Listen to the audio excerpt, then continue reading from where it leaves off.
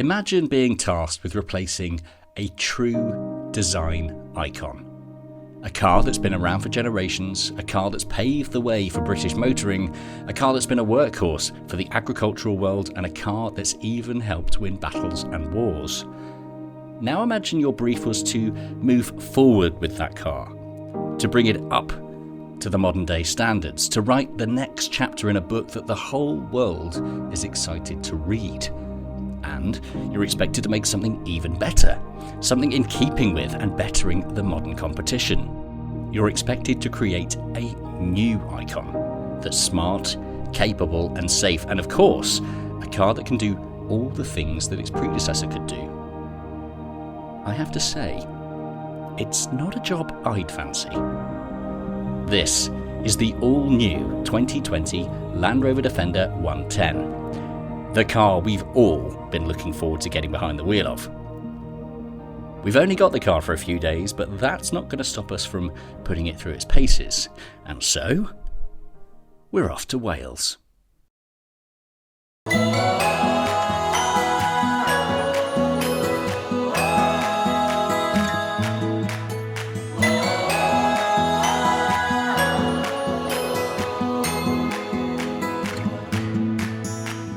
Despite being a petrol head through and through, I've never really been that excited by the classic Defender.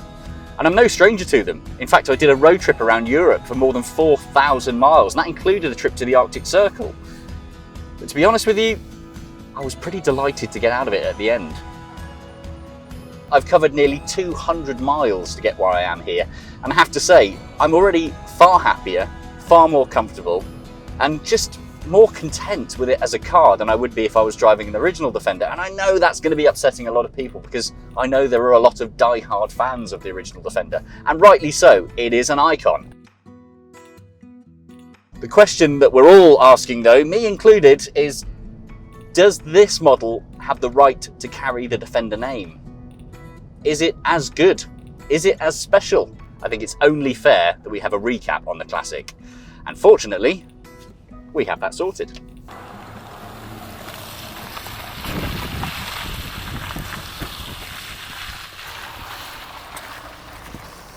Amy Shore. Mr. Marcar. How are you? All right, how are you? Good. I'm very pleased to see you in your Defender 110, because as you can tell, I'm also in a Defender 110. It's very swanky. What is it that you like about your Defender?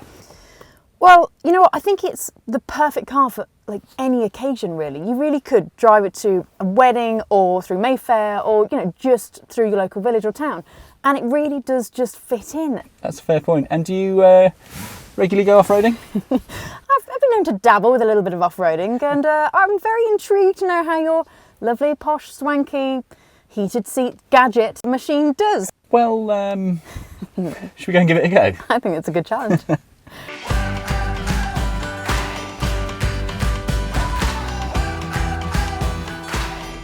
I'm pretty pleased that Amy has dropped the off-road gauntlet, because by all means this thing should be absolutely brilliant. If there's one thing that Land Rover do really, really well, it's making cars that go off-road.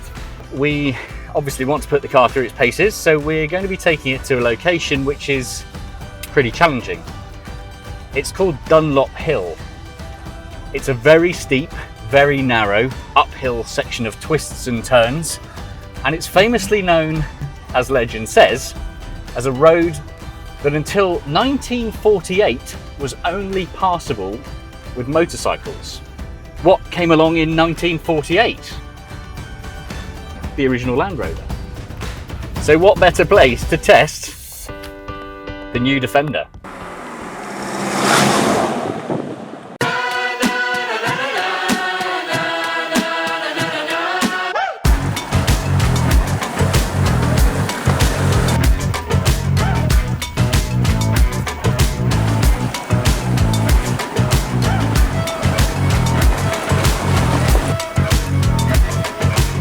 I mean, we said we were going to take the car through its paces, and here it is.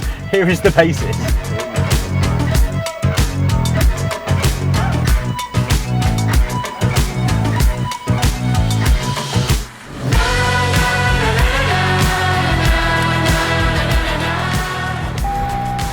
This, despite the rather annoying beeping sounds from the surrounding sensors, I just can't fault what this car is doing. I can't really tell you what the car is doing either, because of course the computers are doing it all. All I'm doing is applying a bit of throttle pressure, and the car does the rest.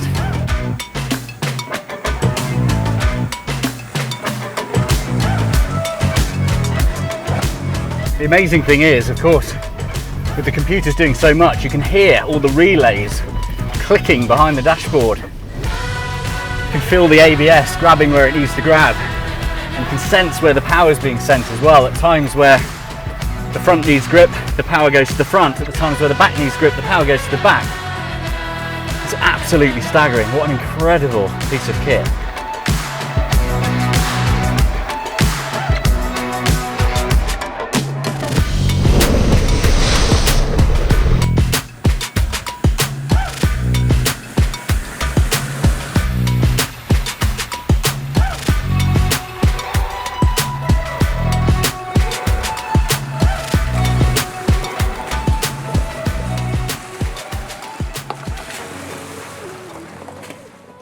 Almost at the end of our drive with the 110, and I have to say, I'm pretty impressed.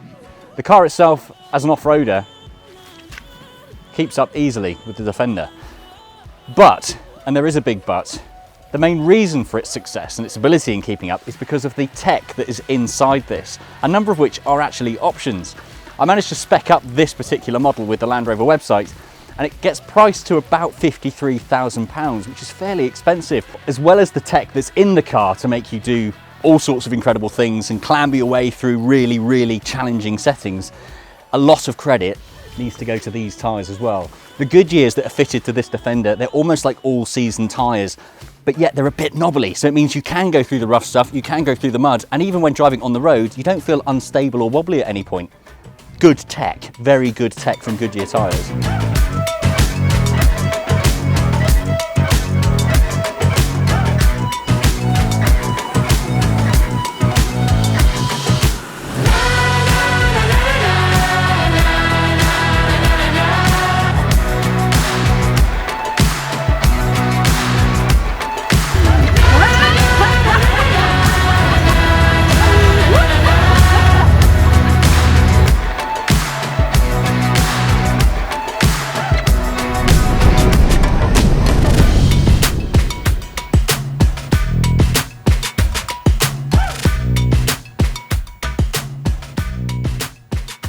Right, well, I think it's fair to say, does it keep up with yours off-road? Yes. Yes, I'm annoyed to say yes. And every time I looked in my rearview mirror and you were still there, I thought, oh, I've not got him on this one. That thing is honestly, it's too easy. It's off-roading in cheat mode. One time I think I nearly got stuck, and there was a setting, a button to pull you out, low grip launch mode. I mean, you can see how caked in mud they are. One absolutely phenomenal bit of kit. I mean, I think it's cheating, but I can't deny it does what it is meant to do, and it does it with grace and style. It does. Land Rover Defender, off-road test, checked.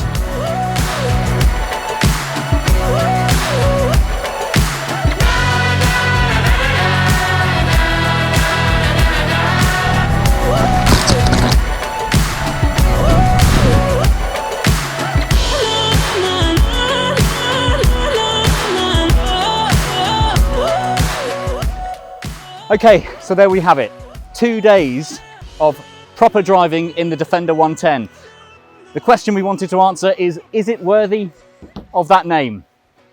My personal opinion, yes it is. I know that this is a car that's going to divide opinions. I know that the real Defender fans are going to take a long time to come to terms with this as a product, but you cannot deny the roads that we've been on today and yesterday have absolutely blown me away. This is capable of the name, it's capable of the legacy. It is an all-round fantastic piece of kit. Utterly brilliant.